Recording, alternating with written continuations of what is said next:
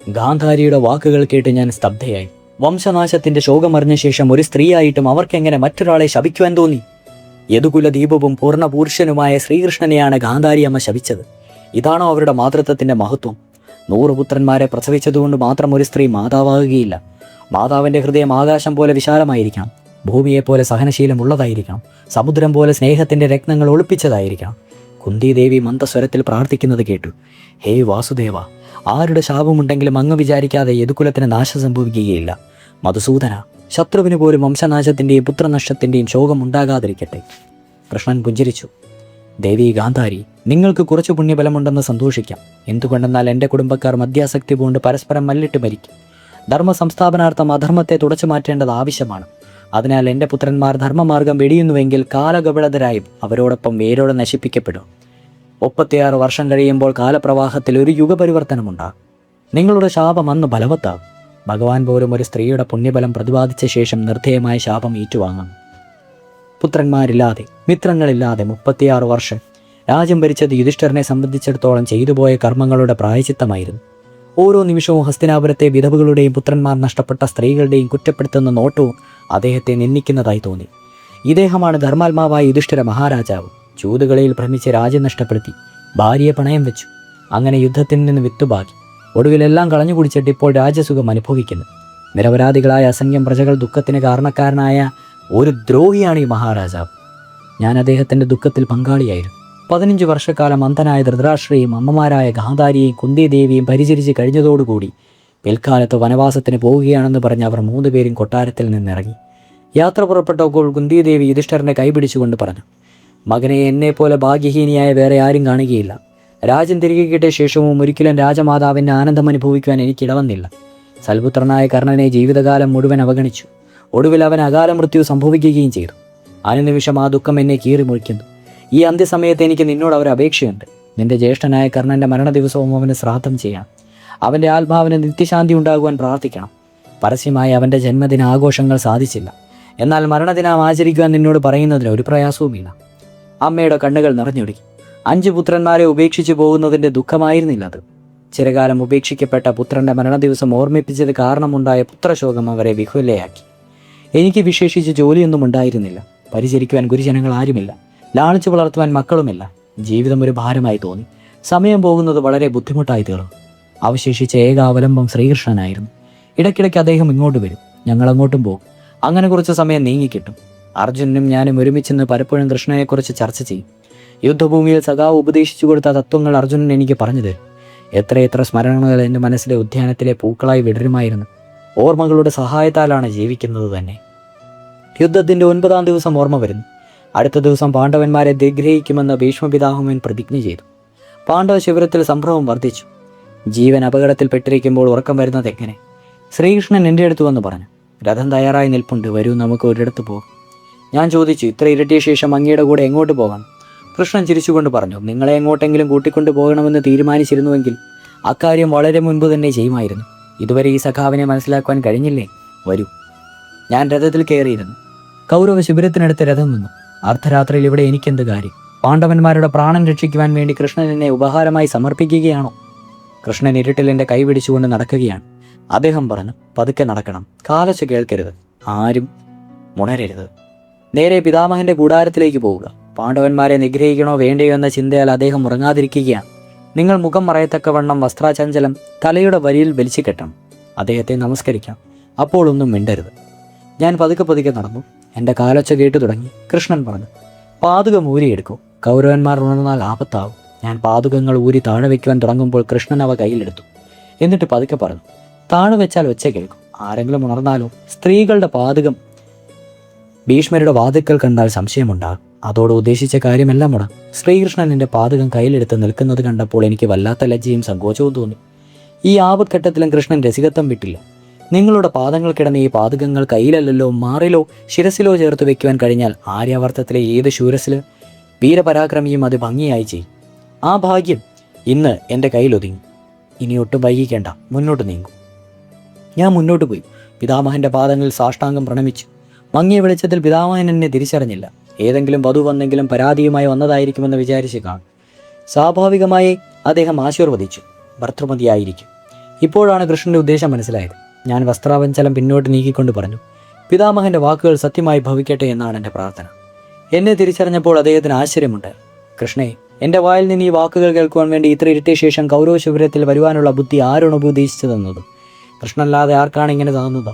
ശ്രീകൃഷ്ണൻ പാതകവും പിടിച്ചുകൊണ്ട് പുറത്തു നിൽക്കുകയാണെന്ന് ഓർമ്മ വന്നു. ലജ്ജയാൽ ഞാൻ മുഖം കുനിച്ചു. പിതാമഹനോട് എന്തു പറയും? കാര്യം സാധിച്ചെന്നറിഞ്ഞ് കൃഷ്ണനും കൂടാരത്തിനകത്ത് വന്നു. ഭീഷ്മരോട് പറഞ്ഞു, ഇനി അങ്ങ് വാക്ക് പാലിക്കുമല്ലോ. ദ്രൗപദിക്ക് ഭർത്തൃപതി ആയിരിക്കാനുള്ള ആശീർവാദം നൽകിയ സ്ഥിതിക്ക് പാണ്ഡവന്മാരെ നിഗ്രഹിക്കുന്നതെങ്ങനെ? പിതാമഹൻ ചിരിച്ചു. കൃഷ്ണ, അങ്ങയുടെ ലീലയെക്കുറിച്ച് ധാരാളം കേട്ടിരുന്നു. പക്ഷേ ഇതാണ് നേരിട്ട് കാണുവാൻ കഴിഞ്ഞത്. ഹസ്തിനാപുരിയിൽ കൃഷ്ണയുടെ പാതകങ്ങൾ എടുത്തുകൊണ്ട് നടക്കുകയാണല്ലേ. സ്ത്രീകളുടെ പാദസേവ ചെയ്യുമ്പോൾ അങ്ങേ കിട്ടുന്ന ആനന്ദം നിത്യബ്രഹ്മചാരിയായി എനിക്ക് മനസ്സിലാക്കുവാൻ പ്രയാസമാണ്. എന്തായാലും ഇത്രയും ക്ലേശിച്ച സ്ഥിതിക്ക് നാളെ പാണ്ഡവന്മാരോട് എൻ്റെ മരണരഹസ്യം പറയാതെ മറ്റൊരു ഉപായവുമില്ല. ഇനി പാണ്ഡവന്മാരെക്കുറിച്ച് ഉതുക്കണ്ട വേണ്ട. കൃഷ്ണൻ ചിരിച്ചുകൊണ്ട് പറഞ്ഞു, ഇതിലെന്ത് ക്ലേശം? അങ്ങയുടെ പ്രതിജ്ഞ കാരണം ദ്രൗപദിയുടെ പാതകങ്ങൾ എടുക്കുവാൻ അവസരം ലഭിച്ചു. അതിൻ്റെ ആനന്ദം ഒന്ന് വേറെ തന്നെയാണ്. പിതാമഹൻ്റെ മുൻപിൽ ഞാൻ ലജ്ജാവിവശയായി. കൃഷ്ണൻ ഞങ്ങൾക്ക് വേണ്ടി എന്തെല്ലാം ചെയ്തു. എൻ്റെ ഉച്ഛിഷ്ടം ഭുജിച്ചു, എൻ്റെ പാതകങ്ങൾ എടുത്തു, എൻ്റെ ഭർത്താവിൻ്റെ സാരഥിയായി. സ്വന്തം ഭക്തന്മാർക്ക് വേണ്ടി കൃഷ്ണൻ എല്ലാം ചെയ്യും. ദേവനർപ്പിച്ച പുഷ്പത്തിലെ ഇതളുകൾ വാടുമ്പോൾ സുഗന്ധം നഷ്ടമാകുന്നു. എന്നാലും ചന്ദനത്തിൻ്റെയും ചന്ദനത്തിരിയുടെയും സുഗന്ധം അതിൽ നിൽക്കും. കഴിഞ്ഞ കാലത്തെ ദുഃഖാനുഭവങ്ങൾ ആനന്ദകരമല്ല. എന്നാൽ കൃഷ്ണന്റെ സ്മരണ ചന്ദനഗന്ധം പോലെ മനസ്സിനെ ആനന്ദഭരിതമാക്കുന്നു. ഞാൻ ആലോചിക്കും, കൃഷ്ണ, അങ്ങുള്ളത് കൊണ്ടാണ് ഞാൻ ജീവിക്കുന്നത്. ഉറക്കത്തിലും സ്വപ്നത്തിലും ഉണർവിലും ഞാൻ അങ്ങയെ കാണുന്നു. അർജുനനും ഞാൻ ഒരുമിച്ചിരിക്കുമ്പോൾ അങ്ങയുടെ ഇടയിലുണ്ട്. കർണവധത്തിന് ശേഷം അർജുനൻ തൻ്റെ പ്രതിജ്ഞ പൂർത്തിയാക്കി. പിന്നീട് ഞാനുമായി ദാമ്പത്യബന്ധം തുടരുവാനുള്ള അവസരമുണ്ടായിരുന്നു. പക്ഷെ ആ മനസ്സ് മാറിപ്പോയി. പുത്രശോകവും കർണവധത്തിൻ്റെ ഗ്ലാനിയും മൂലം അദ്ദേഹത്തിൻ്റെ മനസ്സിൽ ലൗകിക സുഖഭാഗങ്ങളോട് വിരക്തി ഉണ്ടായി. ശോകം ഞങ്ങളെ ഉണ്ടാക്കുന്നത് മുതൽ കൃഷ്ണന്റെ സ്മരണ ജീവിതത്തിന് പുതിയ അർത്ഥം വ്യാഖ്യാനിച്ചുകൊണ്ട് ഞങ്ങളുടെ ആത്മാവിനെ ഒന്നിപ്പിക്കും. ഭർത്താക്കന്മാരെ ഉത്സാഹഭരിതരാക്കുവാൻ ഞാൻ ഈയിടയ്ക്ക് കൃഷ്ണനെ വിളിക്കും. യുദ്ധാനന്തരം അകറ്റുവാൻ കൃഷ്ണനല്ലാതെ ഞങ്ങൾക്ക് മറ്റൊരു അപായവും ഉണ്ടായിരുന്നില്ല. വർഷങ്ങൾ കടന്നത് യദുകുലത്തെ വിനാശത്തിൽ നിന്ന് രക്ഷിക്കുന്നതിന് വേണ്ടി കൃഷ്ണൻ തൻ്റെ രാജ്യത്ത് മദ്യപാനം നിരോധിച്ചു. ദ്വാരകാപുരി രാസതലത്തിൽ ആണ്ടുപോയാലും കൃഷ്ണനുണ്ടെങ്കിൽ ഞങ്ങൾ നശിക്കുകയില്ല എന്ന് വിചാരിച്ചിരുന്നു. സ്വയംഭൂവായനെ ആർക്ക് നശിപ്പിക്കാൻ കഴിയും? കൃഷ്ണൻ ഇങ്ങോട്ട് വന്നിട്ട് വളരെ നാളുകളായി. കൃഷ്ണൻ അർജുനനെ ദ്വാരകയിലേക്ക് വിളിപ്പിച്ചു. അർജുനൻ ദ്വാരകയിൽ പോയി കഴിഞ്ഞപ്പോൾ എനിക്ക് ഉള്ളാകെ പരിഭവം തോന്നി. കൃഷ്ണന് ചങ്ങാതിയെ കാണുവാൻ ആഗ്രഹം തോന്നി. സഖിയെ കാണുവാൻ ഓർമ്മ വന്നില്ല. എന്നാൽ അർജുനൻ കൊണ്ടുവന്ന വാർത്ത ഞാൻ എങ്ങനെ വർണ്ണിക്കും? എൻ്റെ തലയിൽ ആകാശം ഇടിഞ്ഞു വീണു. കാൽ കീഴിൽ നിന്ന് ഭൂമി ഒലിച്ചുപോയി. അമിതമായ മദ്യപാനം മൂലം പരസ്പരം കലിച്ച യാദവന്മാർ നശിച്ചു. യദുകുലം നശിച്ചു. എന്ത്? ബലരാമൻ മരണത്തെ വരിച്ചു. ജരാശബ്ദമേറ്റ് അവരുടെ അമ്പേറ്റ് വാസുദേവകൃഷ്ണൻ തൻ്റെ നശ്വരദേഹം വെടിഞ്ഞു. കൃഷ്ണന്റെയും ബലരാമന്റെയും സംസ്കാര ചടങ്ങുകൾ നിർവഹിച്ച ശേഷം അർജുനൻ കൃഷ്ണന്റെ പൗത്രനായ വജ്രനെ കൂട്ടിക്കൊണ്ട് മടങ്ങി വന്നു. കൃഷ്ണന്റെ മഹാപ്രയാണത്തോടുകൂടി ഒരു മഹായുദ്ധം അവസാനിച്ചു. അർജുനൻ ബലഹീനനും പ്രാണഹീനനുമായി തീർന്നു. കാലമാണ് മഹാബലവാൻ. അതിൽ നിന്ന് രക്ഷപ്പെടുവാൻ കരുത്താർക്കുമില്ല. ഘോരയാഗം കലിയുഗം വന്നണഞ്ഞു. കലിയുഗത്തിൽ ഒരു രക്ഷപ്പെടുവാനുള്ള കരുത്താർക്കുമില്ല. കലിയുഗം ആരംഭിച്ചതോടെ അഹിംസയുടെയും ധർമ്മത്തിൻ്റെയും അവതാരമായ യുധിഷ്ഠിരന് മഹായാത്രയ്ക്കുള്ള സമയമാണെന്ന് തോന്നി. താൻ രാജസിംഹാസനത്തിന് അയോഗ്യനാണെന്ന് അദ്ദേഹത്തിന് തോന്നി. കലിയുഗത്തിൽ ന്യായപാരനായ യുധിഷ്ഠിരന് സിംഹാസനത്തിലിരിക്കുവാൻ സാധിക്കുമായിരുന്നില്ല. സിംഹാസനം സ്ഥിരമായി നിൽക്കും. രാജാക്കന്മാർ മാറി മാറി വരും. മനുഷ്യർ വന്നുപോയാലും ഇരിക്കും. കാലപ്രവാഹം അനുസൃതം തുടരും. കൃഷ്ണനില്ലാതെ പാണ്ഡവന്മാർക്ക് ന്യായമില്ലാതെ ധർമ്മമില്ലാത്ത പോലെയായി. യുധിഷ്ഠിരൻ സത്യാനുഷ്ഠാനം ചെയ്യാൻ പോവുകയാണെന്ന് എല്ലാവരും അറിഞ്ഞു കഴിഞ്ഞു. അർജുനന്റെ പൗത്രനും അഭിമന്യുവിന്റെ പുത്രനുമായ പരീക്ഷിത്ത് ഹസ്തിനാപുരിയിലെ രാജാവായി. ശ്രീകൃഷ്ണന്റെ പൗത്രൻ വജ്രൻ ഇന്ദ്രപ്രസ്ഥത്തിലെ രാജാവായി. കൃഷ്ണന്റെയും അർജുനന്റെയും പൗത്രന്മാരെ രാജ്യഭാരം ഏൽപ്പിച്ചിട്ട് യുധിഷ്ഠിരൻ ആശ്വാസം പോയി. സുഭദ്രയെ അവരുടെ ചുമതല ഏൽപ്പിച്ചു. യുധിഷ്ഠിരന്റെ ആഗ്രഹമനുസരിച്ച് ഞാൻ 5 ഭർത്താക്കന്മാരോടൊപ്പം സ്വർഗാരോഹണത്തിന് വേണ്ടി ഹിമാലയ യാത്ര ആരംഭിച്ചു. ഉടലോടെ സ്വർഗത്ത് പോവുക നിസ്സാരമായ പ്രലോഭനമല്ല. പ്രലോഭനം ഒഴിവാക്കിയാൽ സ്വർഗാരോഹണം സാധ്യമല്ലാതാവും. ഞാൻ രാജ്യവും സമ്പത്തും പദവിയും എല്ലാം ഉപേക്ഷിച്ചു. എങ്കിലും ലോഭം വിട്ടുമാറിയില്ല. ലോഭം ത്യജിച്ചിട്ട് ജീവിക്കുക സാധ്യമാണോ? ഞാൻ തിരിഞ്ഞു നോക്കി. മായ പിറകെ ഓടിവരും. മായ എന്നെ വിടുന്നില്ല. എന്തുകൊണ്ട്? ഏതോ ബന്ധനം പോലെ മായ എന്നെ പുറകോട്ട് വലിക്കുന്നു. എന്തുകൊണ്ട്? സത്വര ജഗത് മോദഗങ്ങൾ ഉണ്ടാകുന്ന കയറുകൊണ്ട് ജീവാത്മാവ് ബന്ധിക്കപ്പെട്ടിരുന്നു. തമോ ഗുണം മൂലം മോഹം ജനിക്കുന്നു. രജോ ഗുണത്തിൽ നിന്ന് ആസക്തിയും തൃഷ്ണയിലും ഉണ്ടാകുന്നു. സത്വഗുണത്തിൽ നിന്ന് സ്വാത്വികത ജനിക്കുന്നു. സത്വഗുണം ബന്ധനം തന്നെ. തമോ ഗുണവും രജോ ഗുണവും ഇരുമ്പ് ചങ്ങലയാണെങ്കിൽ സത്വഗുണം സ്വർണ്ണച്ചങ്ങലയാണ്. ഹിമാലയ വഴി സ്വർഗാരോഹണത്തിനുള്ള ആഗ്രഹം സ്വാധീകരിക്കണമെങ്കിൽ പോലും എൻ്റെ കാലുകളിലെ സ്വർണ്ണച്ചങ്ങലയായി എനിക്ക് അനുഭവപ്പെട്ടു. എന്തുകൊണ്ടെന്നാൽ ഇതും എൻ്റെ മോഹമായി മാറിയിരുന്നു. രാജലബ്ധിയുടെ മോഹം ഇരുമ്പ് ചങ്ങലയാണെങ്കിൽ സ്വർഗലബ്ധിയുടെ മോഹം സ്വർണ്ണച്ചങ്ങല തന്നെ. മോഹമുക്തമായി ആരുണ്ട്? ഞാനോ എൻ്റെ ഭർത്താക്കന്മാരോ? മോഹാഗ്രാസ്തരായ മനുഷ്യനുടലൂടെ സ്വർഗത്തിന് പോകുവാൻ സാധിക്കുമോ? മോഹം മനുഷ്യനെ അന്ധനാക്കുന്നു. എന്നാൽ വഴി നടക്കുന്നതിന് അല്പം പോലും മോഹം ബലാസക്തിയും മനുഷ്യന് ആവശ്യമാണ്. അതിനാൽ അവൻ്റെ നന്മതിന്മയെക്കുറിച്ച് ചിന്തിക്കാതെ അന്ധനെ പോലെ വഴിയിലൂടെ നടക്കുന്നു. ഞങ്ങളെപ്പോലെ തന്നെ വഴിയിലൂടെ നടക്കുമ്പോൾ ഞാൻ ആലോചിച്ചു, ഈ ജന്മത്തിൽ എന്ത് നേടി, എന്ത് നഷ്ടപ്പെടുത്തി, ഞാൻ എന്തിനു വന്നു, എന്ത് കാര്യം സാധിച്ചു, എന്തായിരുന്നു ഞാൻ ചെയ്യേണ്ടിയിരുന്നത്? ജീവിതത്തിൽ ആഹാരം, നിദ്ര, മൈഥുനം, രാജസുഖം എല്ലാം കിട്ടി. എന്നാലും ജീവിതം അപൂർണമായെന്ന് തോന്നുന്നു. ഇത്രയും ദുഃഖവും വേദനയും കഷ്ടപ്പാടും അനുഭവിക്കേണ്ടി വന്നത് എന്തുകൊണ്ട്? ഞാൻ ആലോചിക്കുകയാണ്. യുധിഷ്ഠിരനെ ഭർത്താവായി ലഭിച്ചാൽ ഏത് സ്ത്രീയും ദുഃഖിക്കേണ്ടി വരും. ഇങ്ങനെ ആലോചിച്ചുകൊണ്ട് നടന്നപ്പോൾ ഹിമാലയത്തിലെ സ്വർണ്ണരേണുവിൽ ഞാൻ കാൽ വഴുതി വീണു. പഞ്ചേന്ദ്രിയങ്ങളെപ്പോലെ എൻ്റെ ജീവിതത്തിൽ സ്ഥാനം നൽകിയ എൻ്റെ ജന്മാന്തരങ്ങളിലെ കൂട്ടുകാരായ 5 ഭർത്താക്കന്മാർ തിരിഞ്ഞുപോലും നോക്കിയില്ല. നേരെ നടന്നുപോയി. സ്വർഗപഥത്തിലൂടെ മുന്നേറി. മരണത്തിൻ്റെ വാതിൽക്കൽ ഞാൻ ഒറ്റയ്ക്കായി. ഭീമൻ്റെ ശബ്ദം കേട്ടു. ജ്യേഷ്ഠ, ദ്രൗപദി വീണു. യുധിഷ്ഠിരൻ ദൃഢസ്വരത്തിൽ പറഞ്ഞു. ദ്രൗപദിയുടെ വീഴ്ചയ്ക്ക് അവൾ തന്നെയാണ് ഉത്തരവാദി. അർജുനനെ അവൾ കൂടുതലായി ഇഷ്ടപ്പെട്ടു. അതാണ് ഇവളുടെ പാപം. ഭീമ, നീ നിന്റെ ഗദ ഇവിടെ വെച്ച്. ആ ഗദയാണ് നിന്റെ അഹങ്കാരം. സ്വർഗരാജ്യത്തിൽ അഹങ്കാരത്തിനിടമില്ല. പിന്തിരിഞ്ഞ് നോക്കരുത്, മുന്നോട്ട് നടന്നോളൂ. ഭീമൻ ജ്യേഷ്ഠൻ്റെ ആജ്ഞ അനുസരിച്ച് തൻ്റെ ഗദ അവിടെ വെച്ചിട്ട് മുമ്പോട്ട് പോയി. പാണ്ഡവന്മാരുടെ സ്വർഗയാത്ര അടയാളമായി ഭീമന്റെ ഗദ ഹിമാലയത്തിൻ്റെ വീരമാറിൽ കടന്നു. കുന്തിദേവിയും ഗാന്ധാരിയും ധൃതരാഷ്ട്രം വിതുരരും ജീവിതത്തിൻ്റെ അന്ത്യദിനങ്ങൾ കഴിച്ചുകൂട്ടിയ അതേ സ്ഥലത്താണ് ഞാനും കിടക്കുന്നത്. മുമ്പിൽ ഭാരതനക്ഷത്രം കാണപ്പെടുന്ന ശ്രീരാമൻ്റെ പരമഭക്തനും ആജ്ഞാനവൃത്തിയുമായ അനുജൻ ഭരതൻ ഇതുവഴിയാണ് ഹിമാലയത്തിലെ ഏകാന്ത തപസ്സനുഷ്ഠിക്കുവാൻ പോയത്. വനവാസകാലത്ത് യുധിഷ്ഠിരൻ പണിയഴിച്ചതാണ് ഈ ക്ഷേത്രം. ഇന്ന് ഭരതക്ഷേത്രത്തിൽ പ്രണാമമർപ്പിച്ച ശേഷം പാണ്ഡവന്മാർ 5 പേരും എന്നെ ഉപേക്ഷിച്ചിട്ട് പോയി. അഹങ്കാരം സ്വർഗത്തിലേക്ക് യാത്രയിൽ മടങ്ങി മാർഗതടസ്സം സൃഷ്ടിക്കുന്നു. ഈ അഹങ്കാരമില്ലാത്ത ആരെങ്കിലും ഉണ്ടോ? ഇന്നലെ വരെ ഞാൻ ഹസ്തിനാപുരിയിലെ മഹാറാണിയായിരുന്നു. പിതാവിനെയും സഹോദരന്മാരെയും പുത്രന്മാരെയും ബന്ധുക്കളെയും ബലി കൊടുത്തതിട്ടാണ് ഞാൻ ഈ മഹാറാണി പദം നേടിയത്. മനസ്സിൽ അഹങ്കാരം ഉണ്ടാക്കിയില്ലെന്ന് എങ്ങനെ പറയുവാൻ കഴിയും? ഇന്ന് മരണത്തിൻ്റെ വഴിയിൽ ഞാൻ ഒറ്റയ്ക്ക് കിടക്കുകയാണ്. അഹങ്കാരം ഇല്ലാതായി എന്ന് പറയാം. തലസ്ഥാനത്ത് നിസ്സഹായതയായി എൻ്റെ പൂർണ്ണമായി വിളങ്ങുവാൻ തുടങ്ങി. നിസ്സഹായത എൻ്റെ മനസ്സിൽ അപകർഷതാബോധം നിറയ്ക്കുന്നു. ജീവിതം അഹങ്കാരം മാത്രമല്ലെന്നും നിസ്സഹായത നിറഞ്ഞത് മാത്രമല്ലെന്നും എന്നെനിക്ക് മനസ്സിലായി. ഇവയ്ക്ക് രണ്ടിനും മധ്യേയാണ് ജീവിതത്തിൻ്റെ പ്രവാഹം. അഹങ്കാരം മനുഷ്യനെ അന്ധനാക്കുന്നു. നിസ്സഹായ ബോധം അവനിൽ ആവർഷാബോധം ജനിപ്പിക്കുന്നു. അഹങ്കാരം നിസ്സഹായതാ ബോധവും ക്ഷുദ്രമല്ലെങ്കിൽ ജീവിതം സ്വാർത്ഥകമായി തീരും.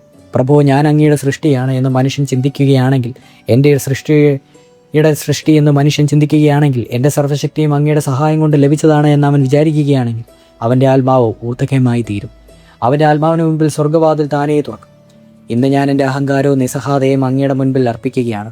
അങ്ങേ കൂടാതെ മനുഷ്യൻ്റെ അഹങ്കാരവും നിസ്സഹായതയും അർത്ഥശൂന്യമാണ്, വിഫലമാണ്.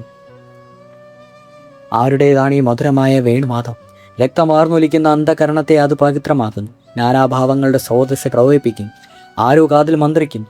ജീവിതം ഭോഗസ്രോതത്ത് പ്രവഹിക്കാനുള്ളതാണ്. ആരോ വഴികാട്ടിയായി നിന്നുകൊണ്ട് ഭോഗജീവിതത്തിൽ നിന്ന് ഭാവക ജീവിതത്തിലേക്ക് എന്ന് വലിച്ചുകൊണ്ട് പോകുന്നു. വരൂ വരൂ, ഞാൻ കാത്തിരിക്കുന്നുവെന്ന് ആരോ വിളിച്ചു പറയുന്നു. അദൃശ്യനായ ആ കൂട്ടുകാരൻ ആരാണ്?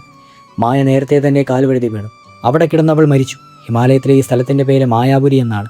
ഇവിടെ കാൽ വീഴ്ത്തുമ്പോൾ തന്നെ മായ അലിഞ്ഞില്ലാതാകുന്നു. ഞാനിവിടെ കാൽ കുത്തുമ്പോൾ തന്നെ ഇത്ര കാലവും മായ എന്നെ ബന്ധിച്ചു നിർത്തിയില്ലായിരിക്കുന്നത് പോലെ തോന്നി. ദുഃഖത്തിലും അപമാനത്തിലും പെടുത്തി വിഷമിപ്പിക്കുകയായിരുന്നു. ആ മോഹിനിയായ മായയെ തിരിച്ചറിയാതെ ഞാൻ പറയുന്നു, കൃഷ്ണ, അങ്ങാണ് എന്നെ ദുഃഖിക്കുന്നു. അങ്ങയെ തിരിച്ചറിയാൻ കഴിയാത്തത് മൂലം എത്ര കഷ്ടപ്പാടുകൾ സഹിക്കേണ്ടി വന്നു. ഞാൻ എന്തു കുറ്റം ചെയ്തു? സ്വയം ഇല്ലാതെയായി. അങ്ങയിലേക്ക് മനസ്സ് തിരിക്കുവാൻ തുടങ്ങിയപ്പോഴെല്ലാം മായ വഴിമുടക്കി. എൻ്റെ മനസ്സിനെ നിർമോഹനമാക്കി.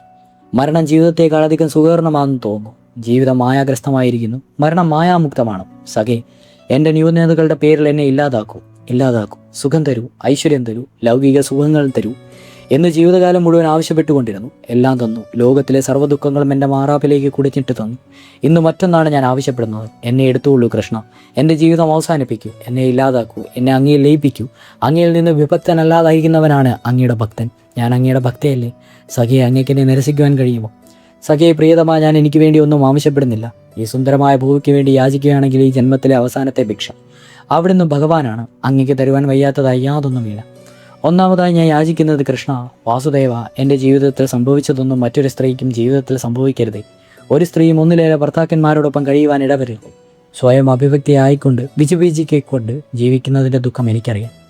രണ്ടാമത്തെ കാര്യം, ദയാനിധി കൃഷ്ണ, ശത്രുവിന് പോലും പുത്രശോകം കൊടുക്കരുതേ. പുത്രശോകത്തേക്കാൾ വലിയൊരു ദുഃഖം ലോകത്തിലില്ല. ഇതിനേക്കാൾ കൂടുതലായി അറിയുന്നവൻ ആരുണ്ട്?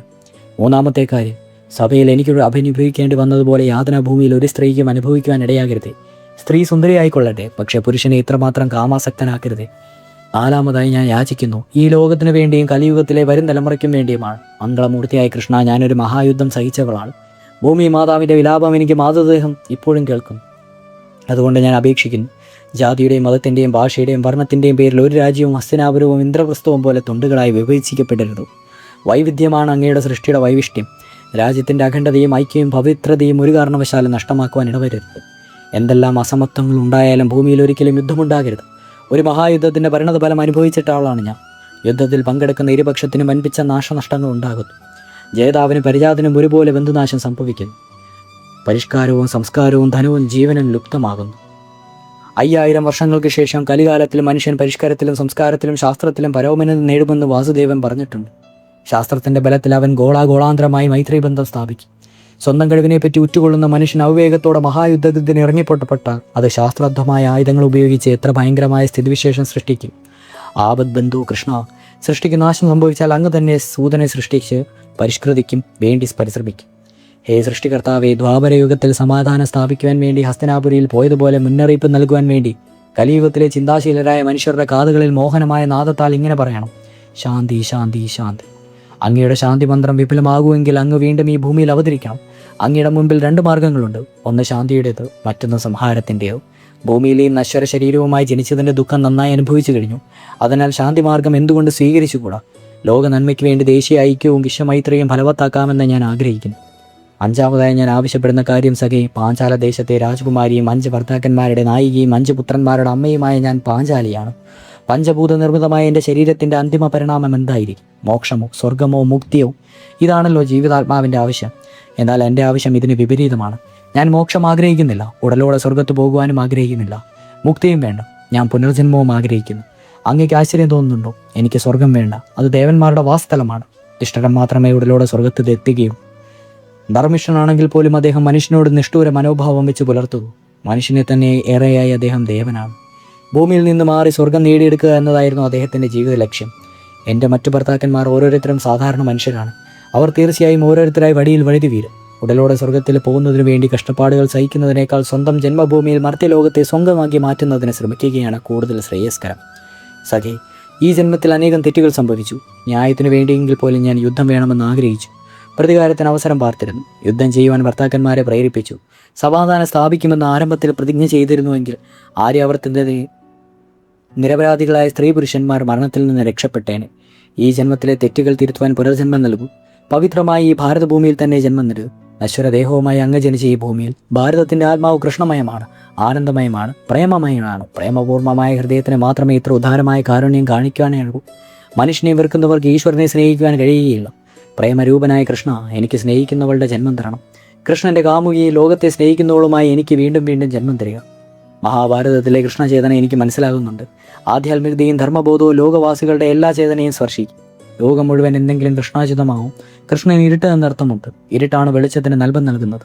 ദുഃഖത്തിൻ്റെ അന്ധകാരത്തിൽ വൃദ്ധമായ ലോകത്തിലെ പുനരുദ്ധാരണം ആധ്യാത്മിക ബോധം കൊണ്ട് മാത്രമേ സാധ്യമാകൂ. ഒരു കാലത്ത് ഭാരതം ലോകമെമ്പാടും മൈത്രിയും സമാധാനം സ്ഥാപിക്കുവാനുള്ള മാർഗം ദൃശ്യയാവും. ഭഗവാൻ ഈ കൃഷ്ണ, എൻ്റെ ഈ ജന്മത്തിലെ തെറ്റുകൾ പരിഹരിക്കുവാൻ വീണ്ടും വീണ്ടും ഭാരതഭൂമിയിൽ എനിക്ക് ജനിക്കുവാൻ അവസരം തരണേ. എനിക്ക് ദീർഘകാലം വേണ്ട, ഒരു നിമിഷമായാലും മതി. കർമ്മയോഗിയുടെ കയ്യും ജ്ഞാനിയുടെ കണ്ണും ഭക്തൻ്റെ ഹൃദയവും നൽകി അങ്ങയ്ക്ക് വേണ്ടി എനിക്ക് ജന്മം നൽകും. അങ്ങയ്ക്ക് വേണ്ടി മരണം നൽകും. സഖേ, അങ്ങ് തന്നെയാണ് ജഗത്. അങ്ങയ്ക്ക് വേണ്ടിയാണ് ജീവിതം നൽകുന്നതും മരിക്കുന്നതിൻ്റെയും അർത്ഥം ജഗത്തിന് വേണ്ടിയാണ്. ഈ ജന്മത്തിലെ തെറ്റുകളിൽ നിന്ന് മോചനം ലഭിക്കും. മനുഷ്യജീവിതം സ്വാർത്ഥകമാവും. ഭൂമിയിൽ ജീവിച്ച് ഭൂമിയിൽ മരിച്ചാൽ ആത്മാവിന് സ്വർഗം ലഭിക്കും. ഉടലോടെ സ്വർഗത്ത് പോകുന്നതിന് പകരം ആത്മാവിന് സ്വർഗം ലഭിക്കുകയാണ് എനിക്ക് കൂടുതൽ അഭികാമ്യം. എനിക്ക് മരിക്കുന്നതിൽ ദുഃഖമില്ല. എന്തുകൊണ്ടെന്നാൽ വീണ്ടും ഈ പുണ്യഭൂമിയിൽ ജനിക്കുവാനുള്ള ആഗ്രഹവുമായിട്ടാണ് ഞാൻ മരിക്കുന്നത്. മൃദുമാർഗത്തിൽ കൃഷ്ണനാമത്തിന് പകരം എൻ്റെ ചുണ്ടുകളിൽ അങ്ങയുടെ വേണുനാഥത്തിൻ്റെ ആശ്രയം ഉരുവിട്ടുകൊണ്ടിരിക്കുന്നു. ഓം ശാന്തി ശാന്തി. കലിയുഗത്തിലെ അശാന്തമായ മനോമനസ്സിൽ മോഹനമായ വേണുനാഥം ഇങ്ങനെ മുഴങ്ങട്ടെ. ഓം ശാന്തി ശാന്തി. ശുഭം. സഖേ, എൻ്റെ ദുഃഖം അറിയിക്കുവാൻ വേണ്ടിയാണ് ഞാൻ ഈ കത്ത് എഴുതാൻ ആരംഭിച്ചത്. എന്നിട്ട് ലോകത്തിലെ ദുഃഖത്തിനടുത്ത് ഞാൻ ചെന്നെത്തി. അങ്ങ് ഏത് നാടകത്തിലെ നായകനാണോ അതിനെക്കുറിച്ചാണ് അങ്ങേക്ക് എഴുതിയത്. എൻ്റെ വാക്കുകൾ അപൂർണമായി അവശേഷിക്കുന്നുവെന്ന് തോന്നുന്നത് അത് വീണ്ടും വായിച്ചു നോക്കി വായിച്ച ശേഷം വീണ്ടും കത്ത് ആരംഭിക്കണമെന്ന് ആലോചിച്ചു പോകുന്നു. ഒടുക്കം മുതൽ തുടക്കം വരെ, തുടക്കം മുതൽ ഒടുക്കം വരെ ഞാൻ എന്താണ് ചെയ്തുകൊണ്ടിരിക്കുന്നത്? അങ്ങ് തന്നെ പറഞ്ഞിട്ടുണ്ട്, മരണം ജീവിതത്തിൻ്റെ അന്ത്യമല്ല, ആരംഭം മാത്രമാണ്, പുതുവസ്ത്രമാണ്. അങ്ങനെയെങ്കിൽ കത്തിൻ്റെ ആരംഭത്തിൽ അന്ത്യവും അന്ത്യത്തിൽ ആരംഭവും കുറിക്കുന്നതിൽ എന്തു ദോഷം? എൻ്റെ ദേഹം എവിടെ കിടക്കുകയാണ്? ആത്മാവ് പൂവിളതായി പറന്നു പോകുവാനിരിക്കുന്നു. ശബരൻ്റെ ശരമേറ്റ് രക്തത്തിൽ മുങ്ങിയ അങ്ങയുടെ പാദങ്ങൾ നീലാകാശത്ത് അസംഖ്യം സ്വർണ്ണദേവങ്ങളുടെ താമരയായി വിടർന്ന ഭാഗത്തേക്ക് ഇതുപോലെ 1000 സ്വർണ്ണധങ്ങങ്ങളുള്ള വിടർന്ന ഒരു താമര അങ്ങൊരിക്കൽ എൻ്റെ നേർക്ക് എറിഞ്ഞിരുന്നു. അങ്ങാണ് എൻ്റെ മനസ്സിൽ താമരയോട് ഇഷ്ടം ജനിപ്പിച്ചത്. താമരയല്ല, പ്രേമമായ സ്വന്തം പതയുള്ളകളാണ്. മായാബന്ധനത്തിൽപ്പെട്ട എനിക്കത് മനസ്സിലാക്കുവാൻ കഴിഞ്ഞില്ല. ഛിന്നമായ അസംഖ്യം ഇതളുകൾ ഇന്നു നിന്നോ പറന്നു വന്നു. അവ അസംഖ്യം ഇതളുകളെ താമരയായി തീർന്നു. വീണ്ടും ആ താമര ഇതളുകളെ എങ്ങോ പറത്തു വന്നു. വീണ്ടും ഒന്നു ചേരുന്നു. താമരയുടെ ആകൃതിക്കോ ഇതളുകളുടെ എണ്ണത്തിനോ കൂടുതൽ കുറവുണ്ടായിരുന്നില്ല. നഷ്ടപ്പെട്ടവരുടെ എല്ലാ മുഖങ്ങൾ ഓരോ ഇതളിലും തെളിഞ്ഞു കാണുന്നു. അങ്ങയുടെ പദകമലങ്ങൾ ഇതളുകളായി അവർ ഒരുമിക്കുന്നു. എൻ്റെ അച്ഛൻ, സഹോദരൻ, പുത്രന്മാർ, കുന്തിദേവി, ഗാന്ധാരി, ബന്ധുക്കൾ, കർണൻ, ഞാനും ആ വിടർന്ന താമരയിൽ ചെന്ന് ചേരുവാൻ വേണ്ടി പറക്കുകയാണ്. നഷ്ടപ്പെട്ടതെല്ലാം നേടിയെടുക്കുവാൻ പോവുകയാണ്. അങ്ങയുടെ പാതാത്മം നേടിയെടുക്കുവാനാണ് ഏറ്റവും വലിയ നേട്ടം. അതാണ് പരമഗതി. പരമഗതി ഉള്ളിടത്ത് ശത്രുമിത്ര ഭേദമോ ധർമാചിന്തയോ ജാതിവർണ്ണ വ്യവസ്ഥമോ ഉണ്ടായിരിക്കുകയില്ല. ആ താമര ഇതളുകളിൽ ഞാൻ എല്ലാം കാണും. ഞാൻ മനസ്സിലാക്കുന്നു, ശൂന്യം തന്നെയാണ്. അതുകൊണ്ടാണ് അന്ത്യത്തിൽ നിന്ന് എൻ്റെ കത്ത് ആരംഭിച്ചത്. ഇത് കത്തല്ല, എൻ്റെ ജീവിതമാണ്. ജീവിതത്തിൻ്റെ പുനവൃത്തിയോട് ആഗ്രഹമാണ്. എവിടെയാണ് കത്ത് നിർത്തിയത്? മോഹനമായ വേണുനാദം വിശ്വ മാനവൻ്റെ അന്ധകരണത്തിൽ മുഴങ്ങട്ടെ. ഓം ശാന്തി ശാന്തി. ആരംഭം. ഇതോടുകൂടി ടോക്ക് സെൻസ് അവതരിപ്പിച്ച പ്രതിഭ റായുടെ ദ്രൗപദി എന്ന് പറയുന്ന ഭാരതീയ ജ്ഞാനപീഠത്തിൻ്റെ മൂർത്തിദേവി പുരസ്കാരം ലഭിച്ച ഓറിയ നോവലിൻ്റെ മലയാള പരിഭാഷ അവസാനിപ്പിക്കുന്നു. ഈ ഒരു യാത്രയിൽ നമ്മളോടൊപ്പം ഉണ്ടായിരുന്ന ഏവർക്കും 1000 നന്ദിയും ഇതിൽ നിന്ന് ഉൾക്കൊണ്ട കാര്യങ്ങൾ ഗ്രഹ്യമാക്കി അത് ജീവിതത്തിൽ പ്രായോഗികമായി ചെയ്യുവാനുള്ള ധൈര്യവും ക്ഷമതയും പ്രാർത്ഥനയും ഈശ്വര അനുഗ്രഹങ്ങളും ഉണ്ടാകട്ടെ എന്ന് ഞങ്ങൾ നിങ്ങൾക്ക് ആശംസിക്കുന്നു. അടുത്തൊരു ഓഡിയോ ബുക്കുമായി വീണ്ടും വരുന്നതുവരെ യഥാ യഥാഖി നാർമസ്യ ഗ്ലാനിർഭവതി ഭാരത ത്യുത്ഥാനമധർമ്മസ്യ തദാത്മം സുജാമ്യ പ്രധാനായ സാധൂനാം വിനാശായ ചതുഷ്കൃത കർമ്മസംസ്ഥാപനാർത്ഥായാം സംഭവാനി യുഗേ യുഗേ. ഓം ശാന്തി ശാന്തിനി. നന്ദി, നമസ്കാരം.